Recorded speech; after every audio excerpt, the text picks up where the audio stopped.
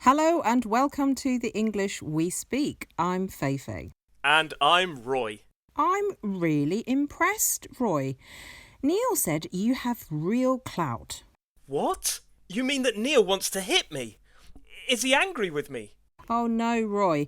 Clout can mean to hit someone as a verb, but it can also be used as a noun to mean your influence or fame on social media.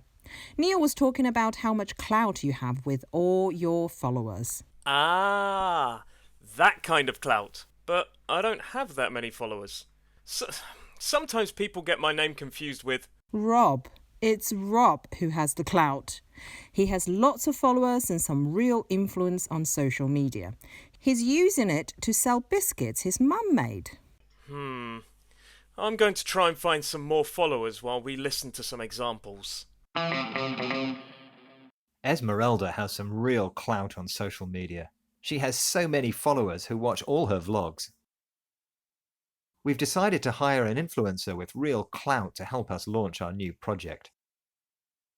Derek used his clout to sell the new perfume to his millions of followers. This is the English We Speak from BBC Learning English, and we're talking about the informal expression clout, which means your level of fame or influence on social media. It can also be used in another situation, can't it? That's right. It can also be used in business or politics to refer to the level of power and influence a person has. For example, my boss used their clout to get the deal done. That's right. So, Roy, did you have any success in getting any more followers?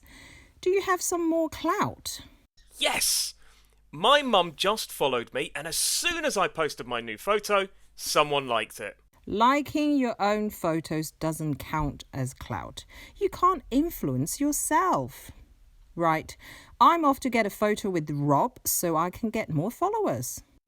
That sounds like a great way to increase your clout. It does. Bye, Roy.